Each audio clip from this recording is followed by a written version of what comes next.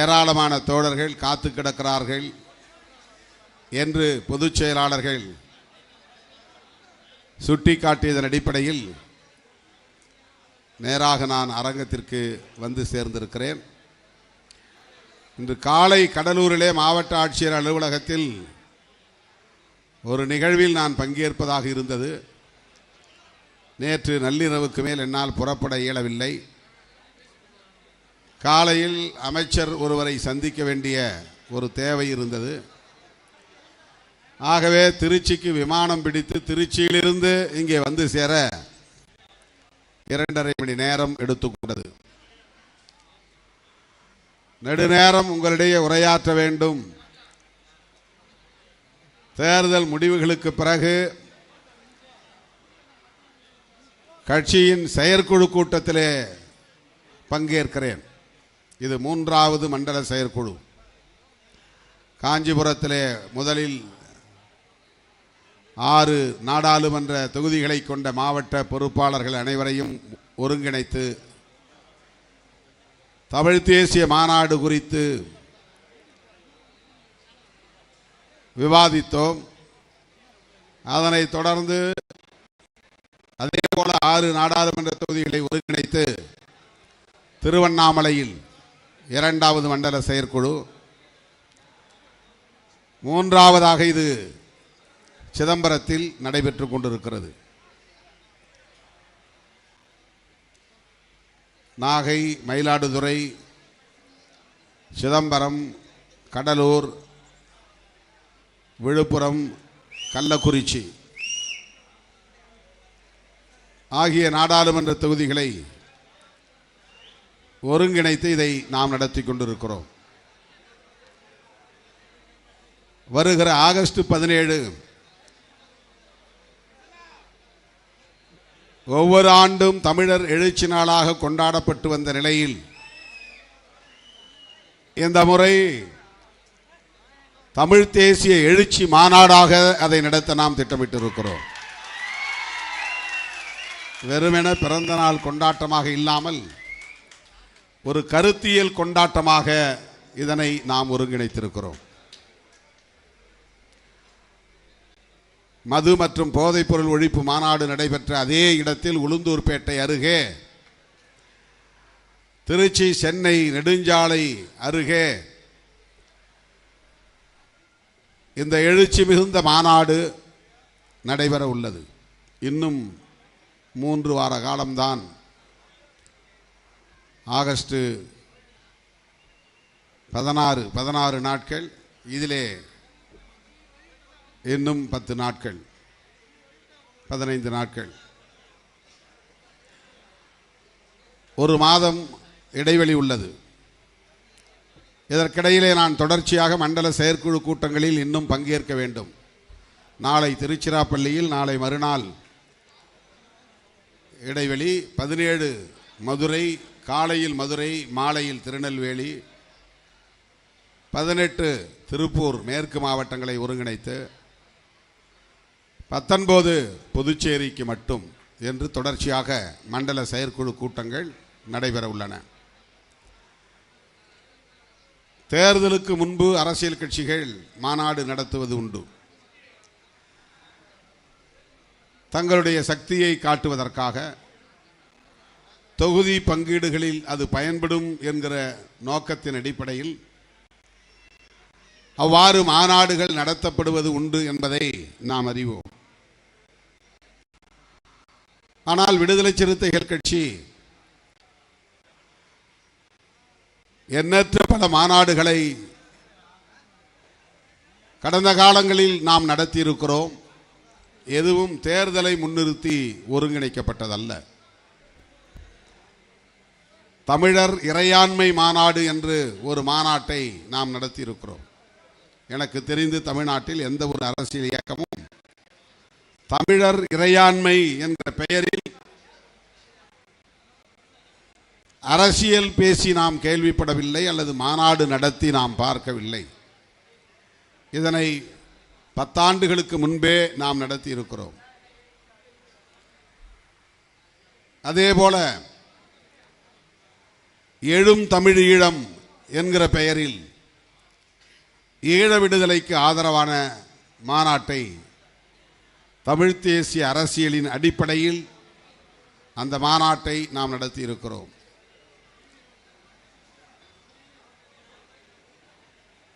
தமிழ் பெயர் ஏற்பு விழா புரட்சியாளர் அம்பேத்கரின் பிறந்த நாட்களில் சென்னையிலும் நடத்தியிருக்கிறோம், மதுரையிலும் நடத்தியிருக்கிறோம். தமிழ் பெயர் ஏற்பதை மாநாடு போல நடத்திய இயக்கம், இன்றைக்கும் தமிழ் பெயர்களை சூட்டி வருகிற இயக்கம் விடுதலை சிறுத்தைகள் கட்சி.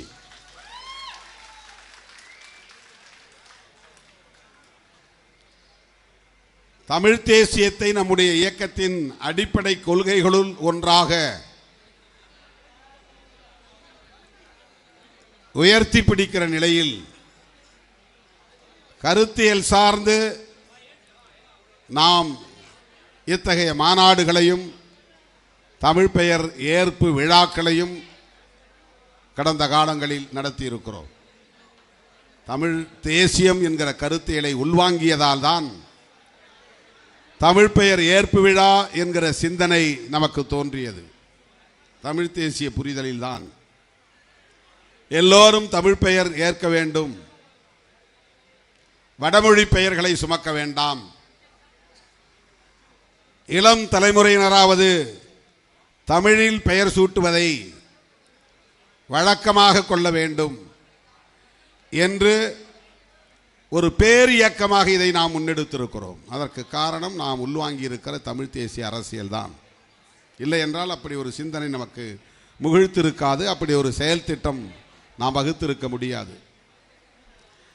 தமிழ் ஈழத்தை ஆதரிக்கிற நிலைப்பாடும் நாம் உள்வாங்கி இருக்கிற தமிழ் தேசியம் என்கிற அரசியல் தான் காரணம்.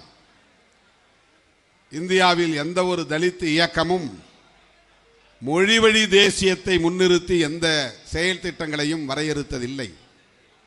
காத்து வந்துச்சு, காற்றும் போயிருச்சு. எனக்கு தெரிந்து ஒரே இயக்கம் இந்தியாவிலேயே மொழி வழி தேசியம் பேசுகிற இயக்கம் விடுதலை சிறுத்தைகள் கட்சி மட்டும்தான். அதிலும் அம்பேத்கர் இயக்கங்கள் என்று எடுத்துக்கொண்டால் ஒரே இயக்கம் விடுதலை சிறுத்தைகள் கட்சி தான். தமிழீழ விடுதலையை ஆதரிப்பது தமிழ் தேசிய கருத்தியலால் தான். விடுதலை புலிகளை ஆதரிப்பது தமிழ் தேசிய கருத்தியலால் தான். மேதகு பிரபாகரன் அவர்களை நாம் போற்றுவது நாம் உள்வாங்கி இருக்கிற தமிழ் தேசிய அரசியலால் தான், கருத்தியலால் தான்.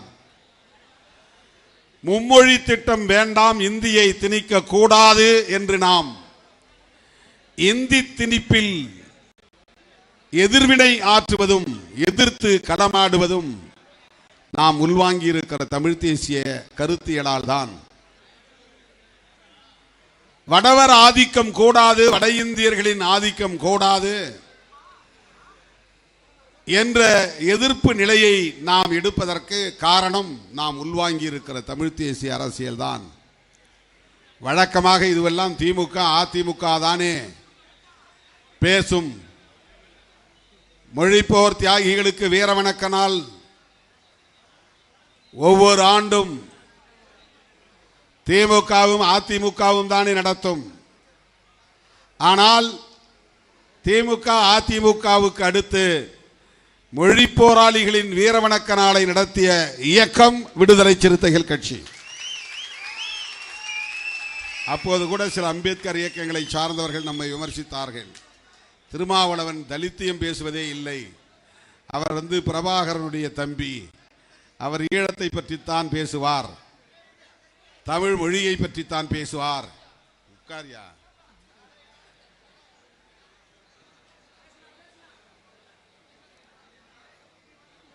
திராவிட முன்னேற்ற கழகம் கொருக்குப்பேட்டைக்கு போய்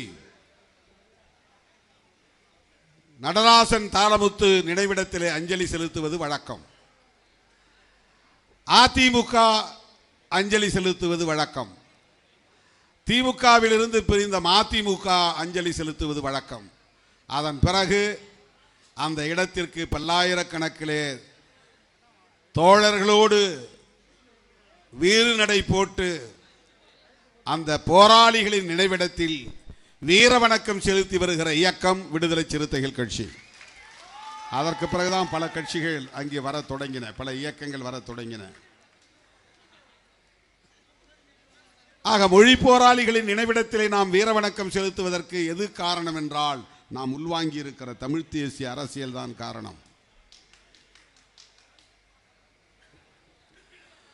மாநில சுயாட்சி மாநாடு, இந்த மாநில சுயாட்சி என்கிற சொல்லு திராவிட முன்னேற்ற கழகம் தான் அதிகம் கையாளுகிற ஒரு இயக்கம். மாநில சுயாட்சி என்கிற பெயரில் புத்தகங்களை எழுதி வெளியிட்டு இருக்கிறார்கள், சட்டமன்றத்திலே தீர்மானம் நிறைவேற்றி இருக்கிறார்கள், மாநாடுகளையும் கருத்தரங்குகளையும் நடத்தி இருக்கிறார்கள். அதன் பிறகு எனக்கு தெரிந்து எந்த இயக்கமும் மாநில சுயாட்சியை பற்றி பேசியதில்லை. ஆனால் 7-8 ஆண்டுகளுக்கு முன்பு மாநில சுயாட்சி மாநாட்டை நடத்திய இயக்கம் விடுதலை சிறுத்தைகள் கட்சி. இது திராவிட இயக்கங்களுக்கான அரசியல். ஆகவே அதை காப்பியடிக்க வேண்டும் என்கிற பொருளில் அல்ல, நாம் உள்வாங்கி இருக்கிற தமிழ் தேசிய அரசியல் மாநில உரிமைகளுக்கான குரலை எழுப்ப வைக்கிறது, மாநில சுயாட்சிக்கான குரலை எழுப்ப வைக்கிறது, மாநில சுயாட்சிக்கான மாநாட்டை நடத்துவதற்கான உந்துதலை நாம் உள்வாங்கி இருக்கிற தமிழ் தேசிய அரசியல் உருவாக்குகிறது. நாம் ஏன் மாநில சுயாட்சி மாநாட்டை நடத்த வேண்டும் என்ற சிந்தனைக்கு ஆட்பட்டோம் என்றால், நாம் உள்வாங்கி இருக்கிற தமிழ் தேசிய அரசியல் தான், அந்த கருத்தியல் தான். அது ஏன் அது திமுக தான் நடத்தும், நாம ஏன் நடத்தணும் அப்படின்னு பல கட்சி நினைக்கலாம். ஏன்னா காங்கிரஸ் மாநில சுயாட்சி மாநாடு நடத்தினதா நமக்கு எங்கேயும் சான்றுகள் கிடையாது. கம்யூனிஸ்ட் கட்சிகள் அப்படி பேசியதாக நமக்கு தெரியவில்லை. ஆக திராவிட கட்சிகளுக்கு அடுத்தபடியாக, என்றும் சொல்ல போனால் திமுகவுக்கு அடுத்தபடியாக, இன்னும் சொல்ல போனால் அவர்கள் மறந்துவிட்ட ஒன்றை மறுபடியும் உயிர்ப்போடு எடுத்து கையாண்ட ஒரு இயக்கம் விடுதலை சிறுத்தைகள் கட்சி. ஆக மாநில சுயாட்சி என்கிற அந்த சிந்தனை நமக்கு எங்கிருந்து வந்தது என்றால், நாம் உள்வாங்கி இருக்கிற தமிழ் தேசிய அரசியல் தான். மாநில அதிகாரங்களில் மத்திய அரசு தலையிடக்கூடாது, அது மாநில உரிமைகளை பறிக்கும் செயல் என்று நாம் எதிர்ப்பு தெரிவிப்பதும், மாநில அரசுகளுக்கான உரிமைகளுக்காக குரல் கொடுப்பதும் மாநில சுயாட்சியின் ஒரு அங்கம்தான். ஆகவே விடுதலை சிறுத்தைகள் கட்சி மாநில உரிமைகளை பேசுவதற்கு காரணம், மொழி உரிமைகளை பற்றி பேசுவதற்கு காரணம், இன உரிமைகளை பற்றி பேசுவதற்கு காரணம், ஈழத் தமிழர்களை ஆதரிப்பதற்கு காரணம், மேதகு பிரபாகரன் அவர்களை போற்றுவதற்கு காரணம், விடுதலை புலிகளோடு இணைந்து செயல்படுவதற்கு காரணம் நாம் உள்வாங்கி இருக்கிற தமிழ் தேசிய அரசியல் தான். இதெல்லாம் தமிழ்நாட்டு அரசியல், இந்திய அரசியலிலேயே எந்த தலித் இயக்கமும் தொடாத பகுதிகள், எந்த அம்பேத்கர் இயக்கமும் தொடாத பகுதிகள், எட்டி பார்க்காத பகுதிகள், சிந்திக்காத பகுதிகள். இதை நாம் காலப்போக்கிலே கையில் எடுக்கவில்லை, சந்தர்ப்பவாத அடிப்படையிலே கையில் எடுக்கவில்லை. முதலாய் இந்த இயக்கத்தின் கொடியை அறிமுகப்படுத்திய நாளிலேயே திருமாவளவன் முழங்கிய முழக்கங்கள் 5 முழக்கங்கள்: சாதி ஒழிப்பு, தமிழ் தேசியம், மகளிர் விடுதலை, பாட்டாளி வர்க்க விடுதலை, ஏகாதிபத்திய எதிர்ப்பு.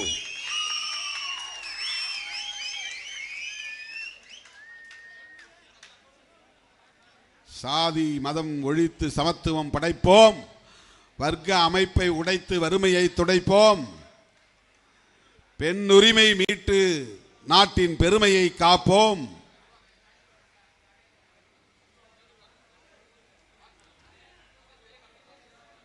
வல்லரசிய ஆதிக்கத்தை வன்மையாக எதிர்ப்போம்.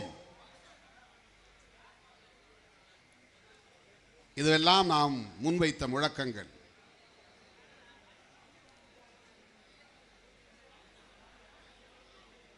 தொடக்கத்திலேயே நம்முடைய கொள்கைக்கான அடித்தளங்கள் என்ன என்பதை நாம் டிக்ளேர் செய்திருக்கிறோம், பிரகடனம் செய்திருக்கிறோம், அறிவிப்பு செய்திருக்கிறோம்.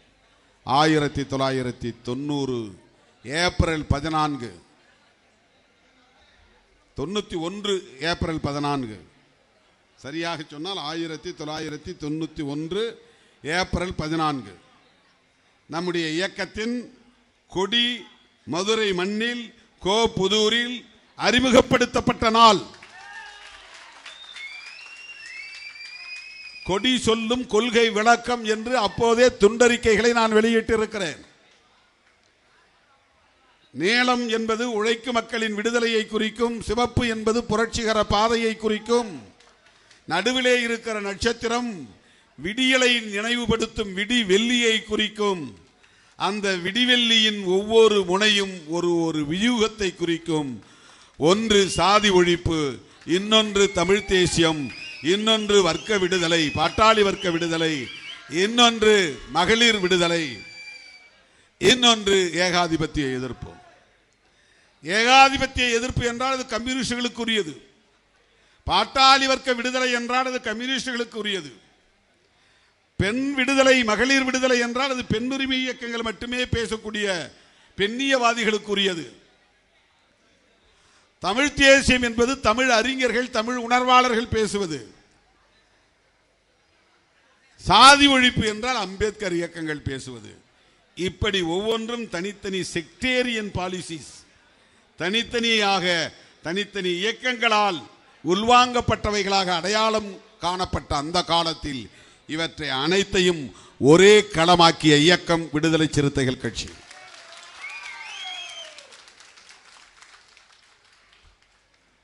அம்பேத்கர் படத்தோடு பெரியார் படத்தையும் இணைத்த கட்சி. பெரியார் அம்பேத்கரோடு மாமேதை மார்க்ஸையும் இணைத்த கட்சி. அம்பேத்கரியமும் பெரியாரியமும் மார்க்சியமும் தான் எங்களின் கொள்கைகள், கோட்பாடுகள் என்று உரத்து பேசுகிற கட்சி விடுதலை சிறுத்தைகள் கட்சி. ஆகவே இந்த 5 கருத்துக்களில் எதுவும் நாம் இப்போது புதிதாக உள்வாங்கியவை அல்ல, அல்லது யாரையும் பார்த்து அதன் பிறகு நாம் இதை உள்வாங்கிக் கொண்ட கருத்தும் அல்ல. 91 தொடர்ச்சியாக இதை நாம் பேசி வருகிறோம். என் மூலமாக அது உரைகளிலும் எழுத்துக்களிலும் வெளிப்பட்ட அந்த காலத்தில் நம் மீது போதிய வெளிச்சம் விழாமல் இருந்த காலம். நம்ம பேச்சை யாரும் பெருசாக எடுத்துக்க மாட்டாங்க. பத்திரிகைகளில் வராது, தொலைக்காட்சிகளில் வராது. எப்போதாவது சில நொடிகள் தொலைக்காட்சியில் நம்மை காட்டினால் அதுவே நமக்கு பேரானந்தமாக இருக்கும். எங்காவது ஒரு மூலையிலே ஒரு காலம் செய்தி போட்டால் நம்முடைய செய்தி வந்திருக்கிறது என்று அதை எடுத்து கட் பண்ணி ஒட்டி கையில் வைத்து கொண்டு எடுத்து திரும்ப திரும்ப பார்த்த காலம் ஒன்று உண்டு, எங்களை பற்றி வந்த செய்தி என்று. இன்றைக்கு சிறுத்தைகளை பற்றி செய்தி இல்லாத நாளே இல்லை, விவாதிக்காத நாளே இல்லை. ஆளாளுக்கு ஒவ்வொரு யூகம். ஏன் திருமாவளவன் வாய் மூடிக்கொண்டிருக்கிறார் என்று 3 நாள் விவாதம், ஏன் திருமாவளவன் இப்படி பேசினார் என்று 4 நாட்கள் விவாதம், ஏன் திருமாவளவன் இந்த முடிவை எடுத்தார் என்று 5 நாட்கள் விவாதம். இப்படியெல்லாம் இன்றைக்கு ஊடகங்களில் விடுதலை சிறுத்தைகளை பற்றி பேசாத நாள் இல்லை என்கிற நிலைக்கு நாம் வந்திருக்கிறோம் என்று சொன்னால் இடைவிடாத போராட்டத்தின் விளைச்சல் அது. தொய்வின்றி தொடர்ச்சியாக களமாடியதன் விளைச்சல் அது. சும்மா வந்துடாது. எவ்வளவோ விமர்சனங்கள், அவதூறுகள். சில அற்பர்கள் நான் தமிழனே இல்லைன்னு பிரச்சாரம் பண்றான். என் பேரு திருமாவளவன் இல்லை திம்மவாளனுன்னு போடுறான். அரசியல் அறியாமையில் உழலும் அந்த அற்பர்களுக்கு நாம் விடை சொல்லுவதற்காக சொல்லவில்லை. நாம் எப்படியெல்லாம் குறிவைக்கப்படுகிறோம் என்பதை உணர்த்துவதற்காக சொல்லுகிறேன். அரசியல் பகை கொண்ட சாதி வெறியர்கள் திருமாவளவன் பறையரே இல்லை. நான் என் பேர்ல ஒரு தம்பி திருமாவளவன் ஒருத்தர் இருந்தார். அவருடைய சமூக அடையாளம் வள்ளுவ பண்டாரம். அவருடைய என்னுடைய ஆசிரியருடைய மாணவர் நக்கம்பாடி பெரியசாமி, அவருடைய மாணவர் திருமாவளவன். அவர் பேரும் திருமாவளவன் தான். நம்ம கட்சியுடைய ஒருங்கிணைந்த அரியலூர் மாவட்ட செயலாளராக இருந்தார், காலமாகிவிட்டார். அதை எவனோ சொல்லிட்டான் போல இருக்கு. திருமாவளவன் உண்மையான பறையர் கிடையாது, அவர் பண்டாரம் அப்படின்னு. உடனே பாமக காரன் எல்லாம் மேடையில், ஏய் நீ பறையனே இல்லை, நீ ஒரு பண்டாரம். அதனால என்ன, நீ என்ன பேர் வேணாலும் வச்சுட்டு போ, நான் மனிதன், எனக்கு அதை பற்றி கவலை இல்லை. நீ எத்தனை முறை வேண்டுமானாலும், எத்தனை ஆயிரம் முறை வேண்டுமானாலும், எத்தனை லட்சம் முறை வேண்டுமானாலும், என்ன சாதி பெயரை சொல்லி நீ அழைத்தாலும் அதை பற்றி நான் கவலைப்பட போவதில்லை. ஏனென்றால் எனக்கு அதிலே உடன்பாடு கிடையாது. நாங்கள் ஆண்ட சாதி, ஆண்ட பரம்பரை அப்படின்லாம் பெருமையை பீற்றிக் கொள்ளுகிற கும்பல் இல்லை. நாங்கள் ஞான வம்சத்தை சார்ந்தவர்கள், அறிவு பரம்பரையை சார்ந்தவர்கள், ஐயன் திருவள்ளுவனின் வழி வழி வந்தவர்கள், வழி தோன்றல்கள் என்கிற நம்பிக்கை உள்ளவர்கள். நாங்கள் கௌதம புத்தரின் கருத்தியல் வாரிசுகளாக களத்தில் நிற்பவர்கள் நாங்கள்.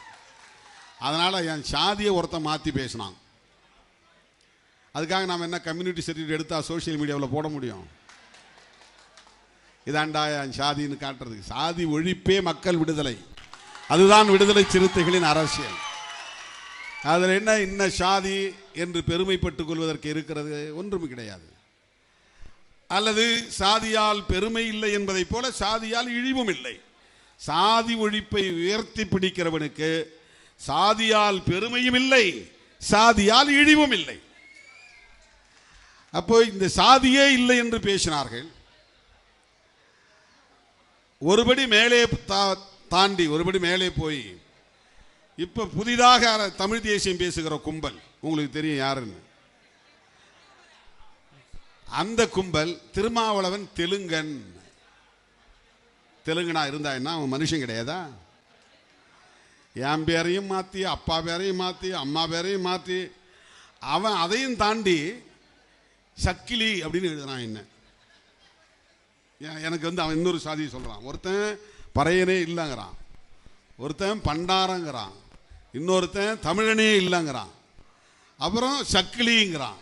இன்னும் என்னென்ன பேர் கண்டுபிடிக்க போறாங்களோ தெரியல. இது எதுவுமே என்னை பாதிக்காது. ஏனென்றால் நான் கருத்தியல் களத்தில் நிற்பவன். சாதி புத்தியோ மதவெறியோ ஒருபோதும் என்னை அசைக்காது, அசைத்து பார்க்க முயற்சிக்காது, அசைக்க முடியாது. அப்ப தமிழ் தேசியத்தை நாம் பேசுவதை பொறுத்து கொள்ள முடியாத கும்பல் திருமாவளவன் தமிழ் தேசியம் பேசுவதா? ஆம், திருமாவளவன் தான் பேசுவான். பூர்வீக தமிழன், ஆதி தமிழன், உண்மை தமிழன், கலப்பில்லாத தமிழன். மொழி கலப்பும் கிடையாது, இனக்கலப்பும் கிடையாது. இனக்கலப்பு இருந்திருந்தா என் தோல் நிறம் மாறி இருக்கும். மொழி கலப்பு இருந்திருந்தா என்னுடைய ஸ்லாங் மாறி இருக்கும்.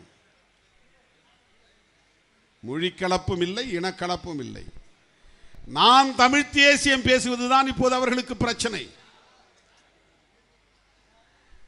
என்னதான் நான் கருத்தியல் தெளிவாக இருந்தாலும், கருத்தியலில் தெளிவாக இருந்தாலும், உறுதியாக இருந்தாலும், தொலைநோக்கு பார்வை உள்ளவனாக இருந்தாலும், என்னை ஏற்றுக்கொள்வதில் அவர்களுக்கு சிக்கல் இருக்கிறது.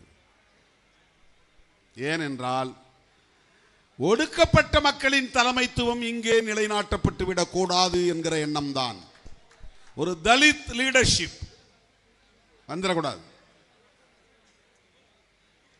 எந்த தளத்திலும் வந்து விடக்கூடாது. பாட்டாளி வர்க்க அரசியலிலும் சரி, ஏகாதிபத்திய எதிர்ப்பு அரசியலிலும் சரி, தமிழ் தேசிய அரசியலிலும் சரி, திருமாவளவன் தலைமைத்துவம் நிறுவப்பட்டு விடக்கூடாது, நிலைநிறுத்தப்பட்டு விடக்கூடாது. இதுதான் அவர்களுக்கு இருக்கிற பிரச்சனை. தேர்தலில் பெறுகிற வெற்றி தோல்வி அதுவெல்லாம் ஒரு பெரிய விஷயமே கிடையாது. அப்படி எவ்வளோ பேர் பெரிய பெரிய வெற்றியை பெற்றவர்கள் எல்லாம் இப்ப காணாம போயிட்டாங்க. வெற்றி பெற்றவர்கள் எல்லாம் நிரந்தரமாக சரித்திரத்தில் இடம் பிடிப்பவர்கள் இல்லை. இப்ப சொல்லுங்க, போன அதிமுக ஆட்சியில யார் யார் அமைச்சராக இருந்தாங்க சொல்ல முடியுமா உங்களுக்கு? அல்லது திமுக ஆட்சியில் எவ்வளவு பேர் அமைச்சர் பேரை நீங்க ஞாபகம் வச்சிருக்கீங்க சொல்ல முடியுமா? வெற்றி பெறுவதோ, அமைச்சர் பதவியில் இருப்பதோ, அதிகாரத்தை சுவைப்பதோ தனிநபருக்கும் அவர் சார்ந்த குடும்பத்திற்கும் பயன்படுமே தவிர சமூகத்தில் எந்த தாக்கத்தையும் அது ஏற்படுத்தவில்லை. நம்மை உட்பட சொல்லுகிறேன். ஆனால் இதெல்லாம் படிப்படியாக நம்முடைய வலிமைக்கு வலிமை சேர்க்கும் என்கிற காரணத்தால் தேர்தல் நாம் நிற்கிறோம்.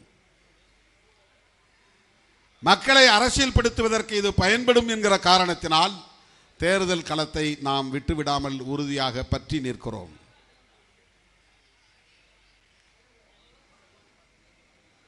ஆகவே நாம் பேசுகிற அரசியல் தான் முக்கியம், கருத்தியல் தான் முக்கியம். அதனை நீர்த்து போக செய்துவிடக் கூடாது. அந்த களத்தில் நம்முடைய தலைமைத்துவத்தை நிறுவுவதுதான் முக்கியம்.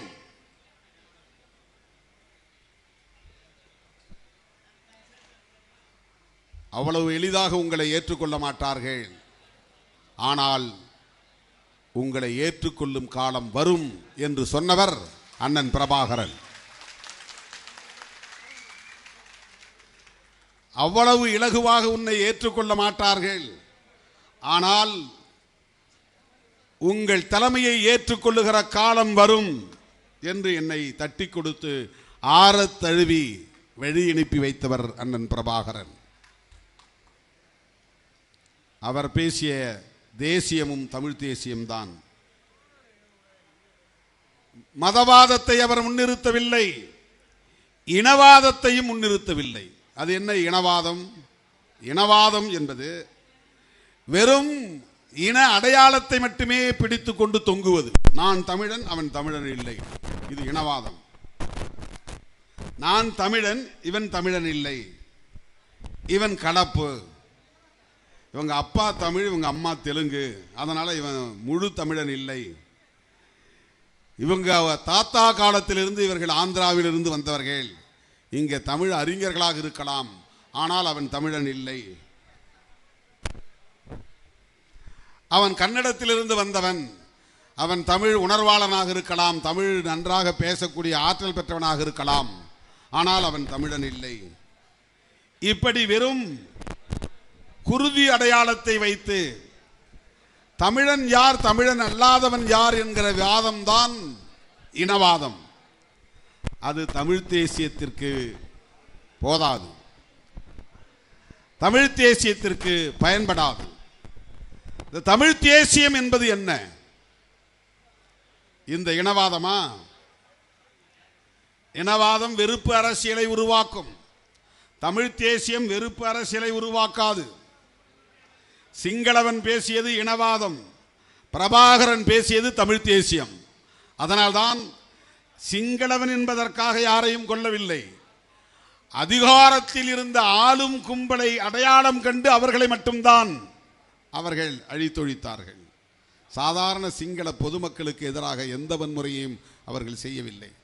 சிங்களவன் கண்டா அடி அப்படிங்கிறது இனவாதம்.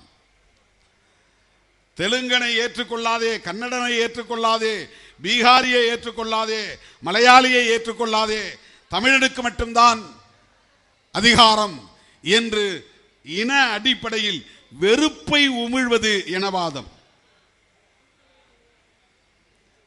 அப்படி இல்லாமல் ஆங்காங்கே இருக்கிற ஒவ்வொரு மொழியை தாய்மொழியாக கொண்ட தேசிய இனங்களை தோழமை சக்திகளாக ஏற்றுக்கொள்வது, ஜனநாயக சக்திகளாக ஏற்றுக்கொள்வது, அவர்களிடையே தேசிய இன அரசியலை வளர்த்தெடுப்பது, கன்னடர்களிடத்திலே கன்னட தேசியம், மலையாளிகளிடத்திலே மலையாள தேசியம், மராத்திகளிடம் மராத்தி தேசியம், அந்த தேசியவாதத்தை ஒடுக்கப்பட்ட அடிநிலையில் கிடக்கிற மக்கள் திரண்டெழுந்து முன்னெடுப்பது, தேசிய இனங்களுக்கு இடையிலான ஐக்கியத்தை ஒற்றுமையை கட்டமைப்பது, ஆதிக்கம் செலுத்துகிற தேசிய இனத்தை ஆதிக்கத்தை தகர்ப்பது. இந்தியாவை பொறுத்தவரையில் ஹிந்தி பேசுகிறவன் மட்டும்தான் இந்தியாவை ஆள வேண்டும் என்கிற ஆதிக்கம் அவனுக்கு இருக்கிறது. அதனால்தான் நீ என்ன தாய்மொழியை கொண்டவனாக இருந்தாலும் இந்தியை கற்றுக்கொள் என்று திணிக்கிறான். உன்னுடைய தமிழ் தாய்மொழி, உன்னுடைய தமிழ் எத்தனை ஆயிரம் ஆண்டுகால பழமையை தொன்மையை பெற்றிருந்தாலும் நீ இந்தியை கற்றுக்கொண்டால்தான் உனக்கு இங்கே அதிகாரம் உண்டு, பாதுகாப்பு உண்டு என்று சொல்லுவது இனவாதம். அந்த ஆதிக்கத்தை எதிர்ப்பது, அதுதான் தமிழ் தேசியம். ஆனால் இங்கே சிலர் பேசுகிற தமிழ் தேசியம் வெறும் தெலுங்கு எதிர்ப்பு என்கிற அடிப்படையிலே சுருங்கி கிடக்கிறது. அவர்களுக்கு வடவர் எதிர்ப்பில் ஆர்வமில்லை, இந்தி ஆதிக்கத்தை எதிர்ப்பதில் ஆர்வமில்லை, அவர்களை அம்பலப்படுத்த வேண்டும் என்பதிலே ஆர்வமில்லை, அவர்களுக்கு எதிரான போராட்ட களங்களை வியூகங்களை அமைப்பதில் ஆர்வமில்லை, ஈடுபாடு இல்லை, உடன்பாடு இல்லை, தீவிரம் இல்லை. திருமாவளவனை போய் தெலுங்கன் என்று ஒருவன் சொல்லுகிறான் என்றால் அவன் எவ்வளவு பெரிய அயோக்கியனாக இருப்பான், அற்பனாக இருப்பான், அறிவிலியாக இருப்பான் என்பதை எண்ணி பார்க்க வேண்டும். அப்படியே இருந்தால் கூட என்ன தவறு, என்ன தவறு? மொழி அடிப்படையிலா ஒருவனை வெறுப்பது? அப்படி என்றால் புரட்சியாளர் அம்பேத்கரை எந்த அடிப்படையில் நாம் தலைவராக ஏற்றுக்கொள்வது? அவர் தமிழர் இல்லை என்று சொல்லி புறந்தள்ளிவிட முடியுமா? பெரியாரை தமிழர் இல்லை என்று சொல்லுகிற கும்பல் அம்பேத்கரையும் தமிழர் இல்லை என்று சொல்லுகிற நிலைக்கு வந்துவிட்டது. அம்பேத்கரையே தமிழர் இல்லை என்று சொன்னால் மாமேதை காரல் மார்க்ஸை எப்படி ஏற்றுக்கொள்வது, புரிந்து கொள்வது, படிப்பது? காரல் மார்க்ஸ் தமிழர் இல்லை என்பதற்காக அவருடைய அரசியலை நாம் தூக்கி எறிந்து விட முடியுமா? பாட்டாளி வர்க்க தத்துவத்தை நாம் வேண்டாம் என்று உதறிவிட முடியுமா? இன்றைக்கு இந்திய அரசியலே அம்பேத்கர் என்கிற அச்சாணியில் சுழன்று கொண்டிருக்கிறது. இந்திய அரசியலே ரெண்டே ரெண்டு துருவ அரசியலாக மாறிவிட்டது. அம்பேத்கர் அரசியலை ஆதரிக்கிற ஒரு துருவம், அம்பேத்கர் அரசியலை எதிர்க்கிற ஒரு துருவம். எதிர்ப்பவர்கள் வலதுசாரிகள், ஆதரிப்பவர்கள் இடதுசாரிகள். இது அம்பேத்கர் பார்வை கொண்டு பார்த்தால் மட்டும்தான் புரியும். பாரதிய ஜனதாவை நாம் எதிர்ப்பதற்கு காரணமே அவர்கள் அம்பேத்கர் அரசியலை ஏற்றுக்கொள்ளாதவர்கள் என்பதுதான் முதற் காரணம். அம்பேத்கர் அரசியலில் முதல் கொள்கை நிலைப்பாடு என்னவென்றால் அனிகிலேஷன் ஆஃப் காஸ்ட், ஜாதியை ஒழிக்க வேண்டும் என்பதுதான். ஜாதியை ஒழிக்க பிஜேபி தயாரா? அல்லது ஆர்எஸ்எஸ் தயாரா? அல்லது அந்த பாசறையில் வளர்ந்து இப்போது தனியே ஒரு அமைப்பை உருவாக்கி இருக்கிற அண்ணாமலை போன்றவர்கள் ஜாதியை ஒழிப்போம் என்று பேசுவார்களா? சாதி ஒழிப்பே மக்கள் விடுதலை என்று எந்த இயக்கமாவது மேடையில் நின்று முழங்குமா? தமிழ் தேசியம் பேசுகிற அமைப்புகள் பேச மாட்டார்கள்.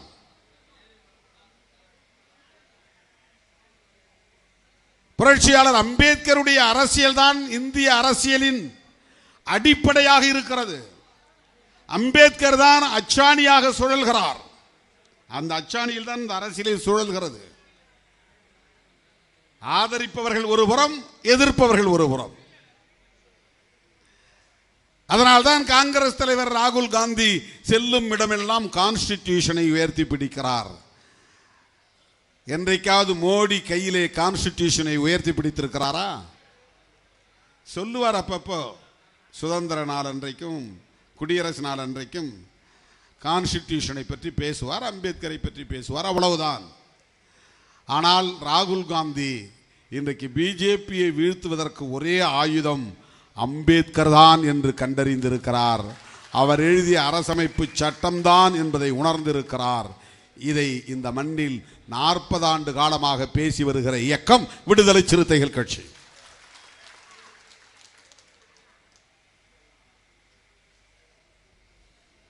எனவே நம்முடைய கொள்கைகளுள் ஒன்றான தமிழ் தேசியத்தை நாம் எப்படி அடையாளப்படுத்துகிறோம் என்பதை சொல்லுவதற்காகத்தான் இந்த மாநாடு. தமிழ் தேசியம், தேசியம்ங்கிற சொல்லே முதல்ல தமிழ் சொல் கிடையாது. அந்த தூய்மைவாதம் வந்துடும். இந்த இனவாதம் பேசுகிறவன்ட்ட தூய்மைவாதம் வந்துடும். தூய்மைவாதம்னா முழு சுத்த தமிழில் தான் பேசணும், தூய தமிழ் தான் பேசணும். சுத்தங்கிறதே தமிழ் சொல் இல்லை. சுத்தங்கிறதே தமிழ் சொல் கிடையாது. தேசியங்கிறதே தமிழ் சொல் கிடையாது. தூய தமிழ் பேசக்கூடியவர்களால் தேசியம் என்கிற சொல்லுக்கு ஒரு சொல்லை இன்னும் கண்டுபிடிக்க முடியவில்லை. தேசம் என்பதிலிருந்து தான் தேசியம் என்கிற சொல் வருகிறது. தேசம் என்பது தமிழ் சொல் கிடையாது. நாடு என்பதுதான் தமிழ் சொல். தேசம் என்பது வடமொழி சொல். பங்களாதேஷ், ஆந்திர பிரதேஷ், தேஷ், உத்தரப்பிரதேஷ், மத்திய பிரதேஷ், தேஷ் வருது பாருங்க, தேசம். அந்த தேஷ் தான் இங்க நாம தமிழ் படுத்தி தேசம் தேசம் அப்படின்னு மாத்திக்கிட்டோம். அதை தமிழ் ஆக்கம் செய்துக்கிட்டோம். ஆனா வட சொல் தான் அது. நாம அப்படி தூய்மைவாதத்துக்குள்ள போக தேவையில்லை. அப்படி தூய்மைவாதத்திற்குள்ளே போக தேவையில்லை. அந்த தூய்மைவாதம் பேசினால் சாதி தூய்மைவாதமும் சரின்னு ஆயிரும். இன்டர் காஸ்ட் மேரேஜே பண்ணக்கூடாது, அந்த சாதிக்குள்ள அந்த சாதி திருமணம் பண்ணணும், இந்த சாதிக்குள்ள இந்த சாதி திருமணம் பண்ணணும், இனக்கலப்பே ஏற்படக்கூடாது, சாதி கலப்பே ஏற்படக்கூடாது அப்படிங்கிறது சாதி தூய்மைவாதம். மத கலப்பு ஏற்படக்கூடாது என்பது மத தூய்மைவாதம். இனக்கலப்பு ஏற்படக்கூடாது என்பது இன தூய்மைவாதம். அதுபோலத்தான் மொழி கலப்பு கூடாது என்பதும். மொழி கலப்பு ஏற்படும், ஆனால் நம்முடைய தமிழ் சிதையும் அளவுக்கு போய்விடக்கூடாது, சிதைவதற்கு இடம் கொடுத்து விடக்கூடாது. தமிழை ஆக்கப்பூர்வமாக, அறிவியல் மொழியாக, வணிக மொழியாக, ஆளுமை மொழியாக வளர்த்தெடுப்பதில் கவனம் செலுத்த வேண்டும். புதிய புதிய கலை சொற்களை கொண்டு வர வேண்டும், அதிலே கவனம் செலுத்த வேண்டும். அப்படி செலுத்தினால் ஒரு மொழி காலப்போக்கில் அழிந்து போகாது.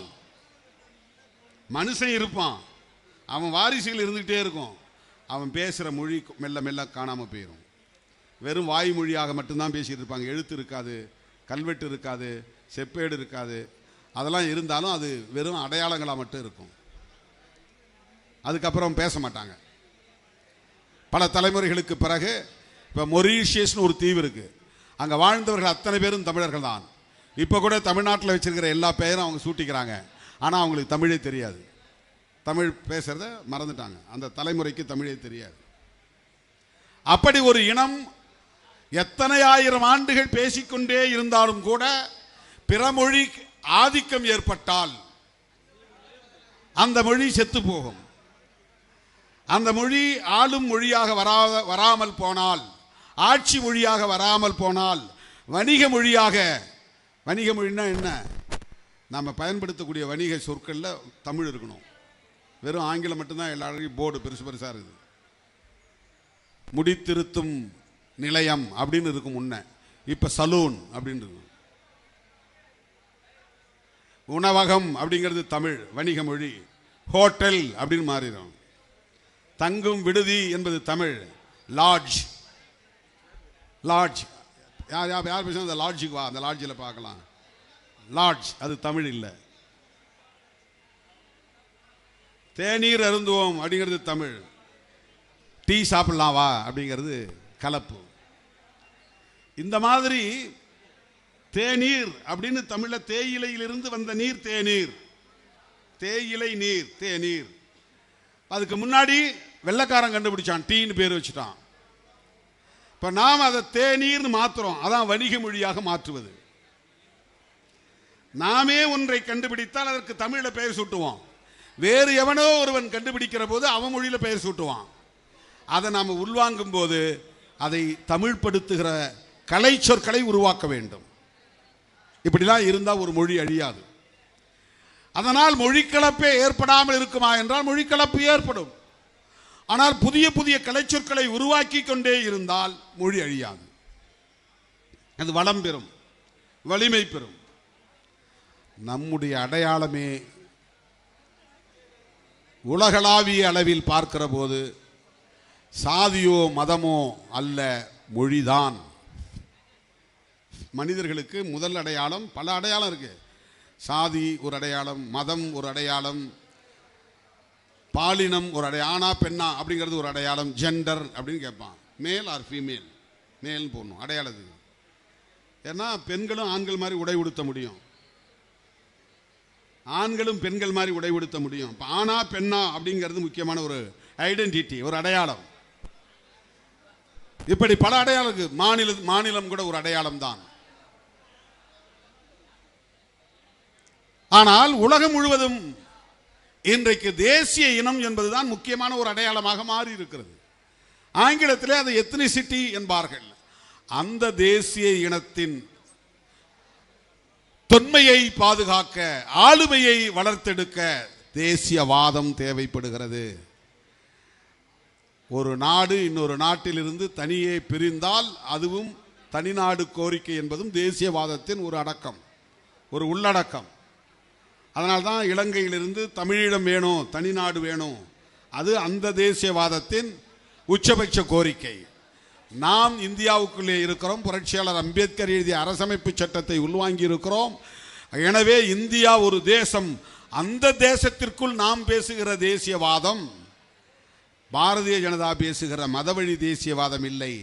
இந்தியாவை இந்துக்களின் தேசமாக மாற்ற வேண்டும் என்கிற தேசியவாதம். நாம் பேசுகிற தேசியவாதம் ஒவ்வொரு தேசிய இனமும் அவரவர் அடையாளத்தோடு, ஆளுமையோடு, சுதந்திரத்தோடு வாழ உடன்பட வேண்டும். இந்த தேசிய இனங்கள் ஒருங்கிணைந்து இந்தியா என்கிற தேசத்தின் இன்டெகிரிட்டியை பாதுகாக்க வேண்டும்.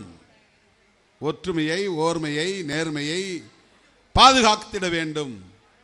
ஆகவே விடுதலை சிறுத்தைகள் கட்சி தனித்தமிழ்நாடு கோரிக்கை என்கிற தேசியவாதத்தை பேசவில்லை, மாநில சுயாட்சி என்பதை முன்வைக்கிறது. இரண்டாவது, மதவழி தேசியத்தை எதிர்ப்பதனால் மத அடிப்படையிலான தேசியவாதம் கூடாது. அந்த மத தேசியவாதத்தை எதிர்ப்பதனால் இந்திய மண்ணை பொறுத்தவரையில் புரட்சியாளர் அம்பேத்கரின் சாதி ஒழிப்பு அரசியல் மொழிவழி தேசியத்திற்கு முக்கியமானதாக மாறுகிறது. எனவே இரண்டு கூறுகளை கொண்ட தேசியவாதம் தமிழ் தேசியத்தை நாம் முன்வைக்கிறோம்.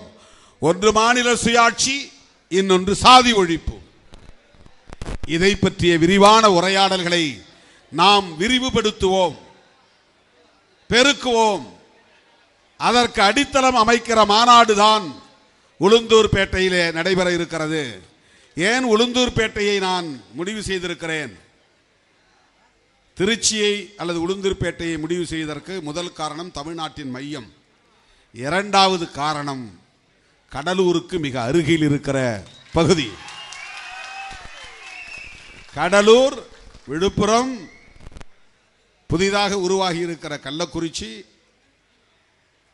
அரியலூர், பெரம்பலூர், செங்கல்பட்டு,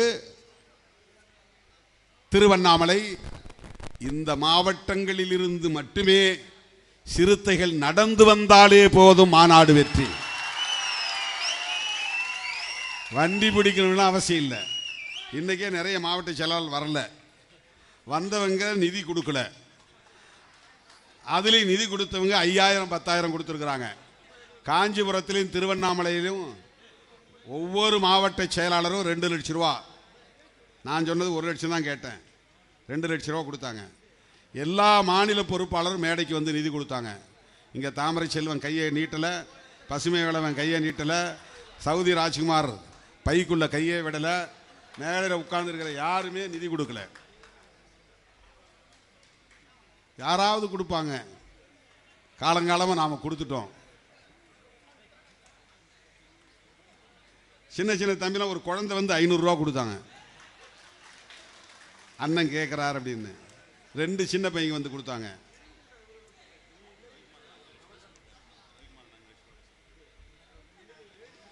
தோழர் ரவிக்குமார் 5 லட்சம் கொடுத்துருக்கிறார். ரொம்ப யோசி பார்த்து வந்து நாயகம் கொடுக்குறாரு. நான் ரொம்ப பெரிய பைய கொண்டு வாங்கன்னு பாலாஜி கிட்ட சிதம்பரம் போகிறோம். இந்த சிதம்பரத்தில் வந்து இருக்கிற மண்டலங்கள்லேயே இந்த சிதம்பரம் மண்டலத்தில் தான் விழுப்புரம் வருது, கடலூர் வருது, சிதம்பரம் வருது, மயிலாடுதுறை, நாகை இதெல்லாம் இடம்பெறுகிறது, கள்ளக்குறிச்சி வருது. வலுவாக இருக்கிற மாவட்டம், வளமாக இருக்கிற மாவட்டம், எல்லாம் ஆளுக்கு 1 லட்சம் கொண்டு வந்துருவாங்க என்று நினைத்து வந்தேன். 10 லட்சம் கூட தேரலை. 6 நாடாளுமன்ற தொகுதி, ஒவ்வொரு சட்டமன்ற தொகுதியில் இருந்தும் குறைந்தது 100 வண்டிகளுக்கு குறையாமல் மாநாட்டுக்கு வர வேண்டும். எல்லா பொறுப்பாளர்களும் சுவர் விளம்பரம் எழுதணும். திரும்புகிற திசையெல்லாம் எங்க பார்த்தாலும் தமிழ்நாட்டை யார் ஆளுவது, விடுதலை சிறுத்தைகளா அல்லது யார் ஆளுவது, எந்த கட்சி ஆளுங்கட்சி என்று பலரும் மூக்கிலே விரல் வைக்கக்கூடிய அளவுக்கு இன்னும் இருக்கிற எஞ்சிய நாட்களில் விளம்பரங்கள் அமைய வேண்டும். பல கோடிகள் செலவாகும். முன்ன மாதிரி இல்லை. மேடை போட, LED வைப்ப, அலங்காரம் செய்ய, எக்கச்சக்கமான ஒளி வெள்ளம் பாய்ச்ச, எக்கச்சக்கமான செலவு. யாரை நம்பி நான் அறிவிப்பு செய்திருக்கிறேன். ஆகவே நிதி கொடு. மண்டல செயலாளர் செல்லப்பன் 1 பைசா கொடுக்கல. மண்டல செயலாளர் கூப்பிடுறேன், பேர் விட்டு கூப்பிடுறேன், வழக்கம் போல நழுவிட்டு நிற்கிறார், ஒரு ஓரமா நிற்கிறார். அவங்க எல்லாம் முதல்ல வந்து ஏன் சார்பில் 1 லட்சம் கொடுக்குறேன், 2 லட்சம் கொடுக்குறேன். நான் இப்ப நின்னா 2 மணி நேரம் தம்பிங்க எல்லாம் ஆளுக்கு 500 ரூபா கொடுக்குறவங்களே இங்க 1000 பேர் இருக்கிறாங்க. 1000 ரூபா கொடுக்குறவங்க பல 100 பேர் இருக்காங்க. 5000 ரூபா கொடுக்குறவங்க பல 100 பேர் இருக்காங்க. நின்று என்னால் வாங்க முடியும். முன்னணி பொறுப்பாளர்கள் இந்த கோல்டு கொடுக்கும்போது அப்படிதான் பண்ணாங்க. சாதாரண ஆட்கள்லாம் 1 கிராம் 2 கிராம் கொண்டாந்து கொடுத்தாங்க. முன்னணி பொறுப்பாளர்கள் பல பேர் டிமிக்கு கொடுத்துட்டு போயிட்டாங்க. எல்லாரையும் கவனிச்சுக்கிட்டு தான் நான் இருக்கிறேன். ஒவ்வொருத்தருடைய முகமும் எனக்கு தெரியும், ஒவ்வொருத்தருடைய பேரும் எனக்கு தெரியும், ஒவ்வொருத்தருடைய பேக்ரவுண்டும் எனக்கு தெரியும். ஆகவே ஏமாற்ற முடியாது. எனவே உளுந்தூர்பேட்டை மாநாடு தமிழக அரசியலில் பெரும் தாக்கத்தை ஏற்படுத்தும் மாநாடாக அமைய வேண்டும். சிறுத்தைகள் நடத்திய மாநாடுகளிலேயே மாபெரும் மாநாடாக இந்த மாநாடு அமைந்தது என்று காட்டுவதற்கு இந்த 5 மாவட்டங்களில் இருந்து, எல்லா முகாம்களில் இருந்தும் அந்த நாள் கட்டாயம் உளுந்தூர்பேட்டைக்கு வர வேண்டும், வர வேண்டும், வர வேண்டும் என்று கேட்டு முடிக்கிறேன். நன்றி, வணக்கம். நாயகம் சிறுத்தை நாயகம் 25,000, செம்பை செல்வக்கண்ணன் 2000.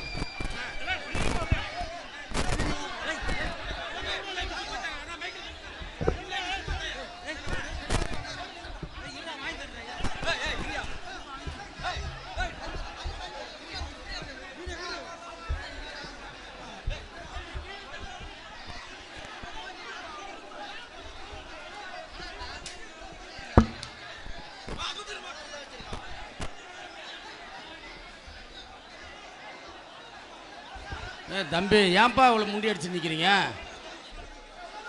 ஏங்க போலீஸ் வாங்க, எஸ்கார்டு.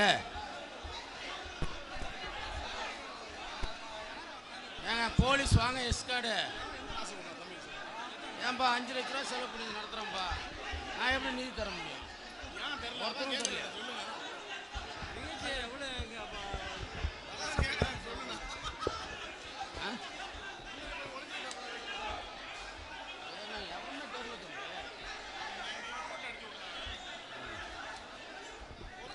தயவுசெய்து இந்த மாவட்ட செயலாளர் என்னை பார்த்துட்டு போங்க.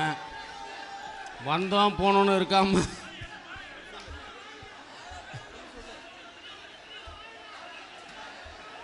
போலீஸ் கொஞ்சம் ஒழுங்குபடுத்தி தலைவர் அழைச்சிட்டு போங்க. கிள்ளை விஸ்வநாதன் ரூபாய் 10,000 நிதி வழங்கியிருக்கிறார். அவருக்கு நன்றி. தலைவருக்கு மாநாட்டுக்கு ஏன்னா இப்போ அறவழி நான் எனக்கு கொடுத்துட்டேன்னு நினச்சிடுவார்.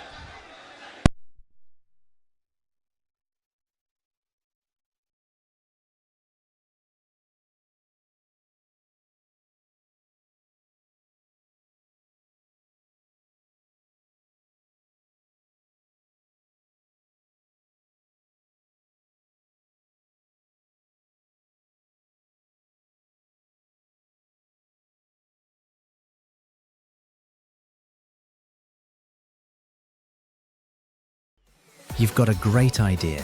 GoDaddy has the perfect domain name to go with it. It only takes a few minutes to register one with over 500 extensions to choose from. Take your idea online today.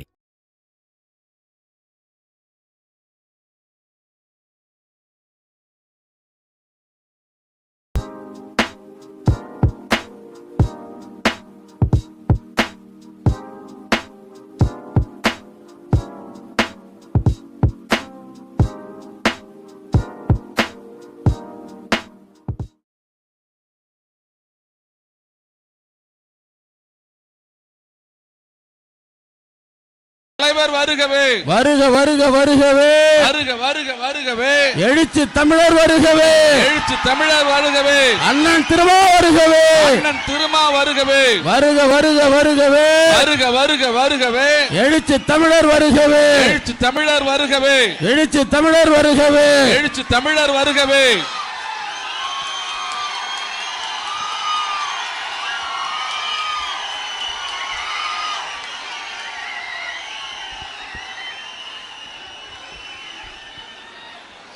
வழி விடுங்க, வழி விடுங்க, ரெஸ்ட் ரூம் போறது.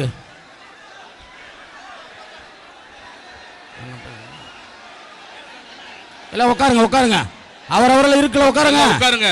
அவங்க இடத்துல அவங்க உட்காருங்க. இருக்கிறவங்க யாரும் நிக்காதீங்க தயவு செய்து. மேடையில இருந்து இறங்குங்க எல்லாரும். ராஜா தலையாட்டலாம் கூடாது, இறங்கணும் வெளியில. நீங்க ஓரம் இல்ல உட்காரு கீழே. யாரு சொல்லணும்? எல்லாரும் இறங்குங்க பின்னாடி. கஸ்பா பாலா நிதி கொடுக்குறவங்க அப்புறமா கொடுக்கட்டும். இப்போ வந்து மேடையில் இருக்கிறவங்க ஒழுங்கா ஓரமா போதும். பாவாடை இறங்குங்க கீழே. தம்பி யாரும் விடாதீங்க. காவல்துறை கொஞ்சம் ஒழுங்குபடுத்துங்க தயவு செய்து. போலீஸ் வந்து சொன்னாதான் நீங்க கேட்பீங்க நம்ம தம்பிங்க. தற்போது விழுப்புரம் நாடாளுமன்ற உறுப்பினரும் நாடறிந்த எழுத்தாளருமான பொதுச் செயலாளர் அவர்கள் பேசுவதற்கு முன்பாக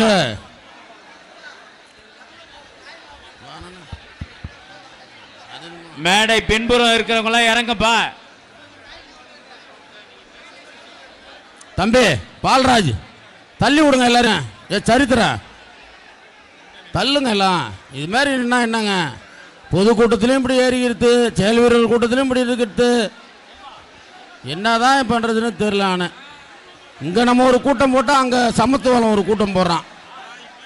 என்ன கூட்டம் போடுறான்னு தெரில. இங்கே ஒரு நம்ம கூட்டம் போட்டால் வெள்ளிக்குடி ராஜா வந்து ஒரு கூட்டம் போடுறான். ஏன்பா நீங்களாம் போக மாட்டீங்களாப்பா? ஜெகனை ஒன்றையும் சேர்த்தா ஏன் சொல்கிறேன். ஒன்று உக்காரு இல்லை போ. பாருங்க பெண்கள் வந்து எவ்வளவு சிரமப்படுத்துற பாரு தம்பி. எல்இடி வெளியில ஓடுது, அங்கேயே உட்காந்து இந்த மாதிரி இடிச்சு தள்ளுறீங்களா?